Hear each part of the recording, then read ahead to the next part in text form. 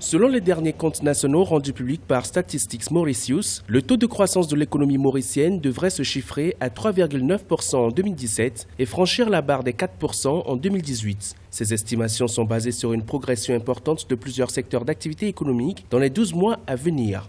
Il s'agit entre autres de la construction qui devrait connaître une croissance de 9,5% en 2018 contre 7,5% en 2017. Le secteur scientifique et technique devrait croître de 5,8% comparé aux 5,3% en 2017. Le secteur touristique grimpera de 3,8% avec 1 425 000 arrivées touristiques en 2018 contre 1 360 000 en 2017.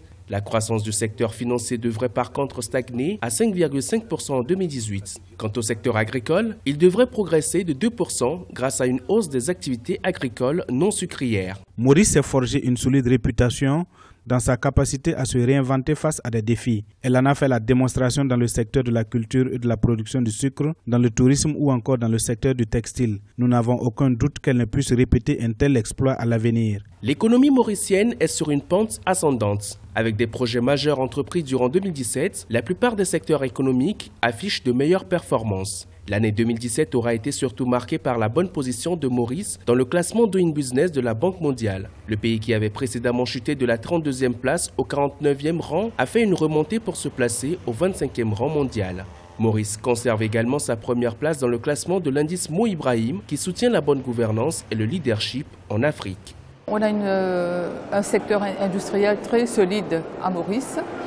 D'ailleurs, c'est un très gros pourvoyeur d'emplois. Ensuite, il y a le marché. Bon, le marché est très petit, mais en même temps, venir à Maurice est un hub, peut-être utilisé comme un hub pour l'Afrique, notamment pour le COMESA, pour la SADC. Donc, venir investir à Maurice, je veux dire, et puis le cadre fiscal est bien.